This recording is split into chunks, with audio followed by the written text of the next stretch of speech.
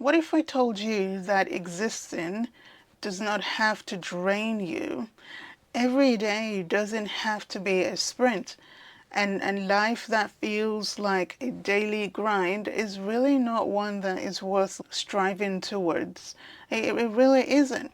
Now, there's time and place for discipline and for hard work and for deep work, but we have options. So if you're feeling like you are just tired or you are surviving more than you are thriving, stick around with me. We are going to unpack some simple truths and changes that can bring you peace of mind and joy and enhance your daily life experience. Let's begin with rethinking wealth. It is so easy to fall into the trap of thinking that we need more money, more gadgets, more money, more everything. Instead of just measuring wealth by the digits in your bank account, which is a very good yardstick of wealth, right? We can also measure wealth by the freedom that it brings to us. The freedom to enjoy a spontaneous coffee date, the freedom to take a day or two off of work for your mental health, or just to chill, or to start your garden. You know, the freedom to buy something that you've been eyeing for a while without guilt. Real wealth is about making our life richer and not just your wallet. Same thing goes with stopping to smell the roses. When I was studying for my doctorate, I was going hard out. One of my uncles reminded me one day over the phone, you need to stop and smell the roses. It's okay to be where you are as you are working towards where you want to be. It's okay to be working a job you don't like as much as you are getting your finances together, right? Or applying for a visa, or studying for a degree, or changing careers, or being single, or being married, or learning a trade even. Whatever the case is, it is okay to be on the journey. Enjoy the process of becoming who you want to be. Because when you finally make it to the destination where you are headed, you don't suddenly become a happier person. You don't suddenly become any joyful or any more fulfilled. You might feel the accomplishment, you might like the accomplishment, but you don't get any taller because you graduated, or any smarter, or any confident because you're married, or because you have a new job, or you started a new business. Yes, you have achieved your dreams, but the funny thing about life is that there is something next to start, something next to begin, something next to be working on once you finish. You graduated, now you must get a job, so you start job hunting. Find joy where you are. Another one is picking your battles. Look, not every hill is worth dying on. I say this to myself several times, and very many times my husband reminds me, because I'm like, please remind me.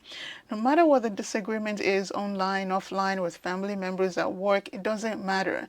We must learn to choose our battles and conserve our energy. If it will not matter in 3 years, it's maybe not worth your peace of mind today, right? Along the same lines is lowering your defenses. Look, it's okay to not have a comeback at every single comment. It's okay to not share your side of the story in the debate. You don't have to win every dispute. You really don't. You don't. Don't always be defensive. Yes, people are mean in real life and online, but sometimes being quiet, even when you have something to say, even when you are in the right, that's perfectly fine. While you are protecting your peace, remember to pursue your own passions, your own hobbies. Remember the picnic basket story I told not long ago, and how giving it away to a colleague at the time was the best decision I could have made. Watch the video here for the details on what happened. But it's okay to have friends and not take on their own hobbies as your own. In the same vein, it is okay to have friends and not take on their own identity, their own opinions, their own viewpoints. It is perfectly fine to have a job that pays the bills and pays the rent and funds your passions.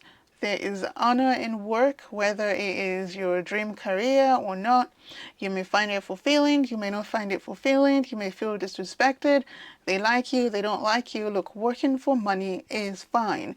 Don't let the world deceive you into thinking there's a career out there for you and you'll find it and you'll love it. If that's the case for you, great, excellent, congratulations. We are happy for you.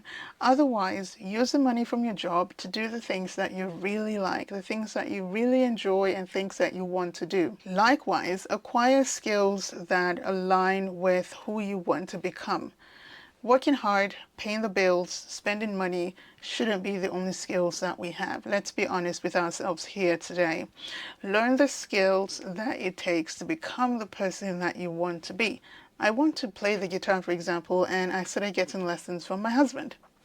That's the person I want to be, so I'm getting the skills that will take me there. A fulfilled life isn't about having a jam-packed schedule or an overflowing bank account, even though money is great to have.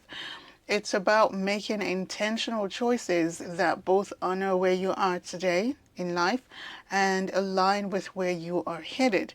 Remember, life can be a lot less exhausting. We have options. We can do less of the things that don't align with where we are headed, and we can do more of the things that are fulfilling, and we can be intentional about how we spend our time, how we spend our attention, how we spend our money, and how we spend our peace of mind. Thank you so much for hanging with me today. Let me know which of these resonated with you. Have a great day and see you in the next one. Bye.